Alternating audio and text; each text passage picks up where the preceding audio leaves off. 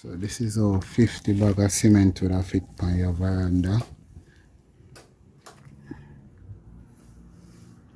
Well, it's a 25 right? It's a 25 in the room. It's a 200 block.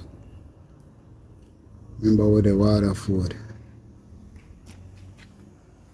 Because later we are going to have the sand and gravel. 8 yard of sand, 8 yard of gravel. You could see how it work out here so now. Yeah. You see the road. So I'm going to cover them cement here, you see. So I put the steel on top of the house. You know. So I'm going to cover the cement them with the tarpaulin here. So if rain fall, we have a 8 by 10 heavy duty tarpaulin.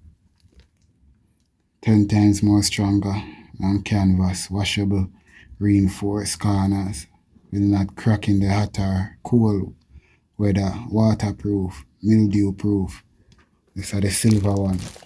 So that cover this with the cement here now.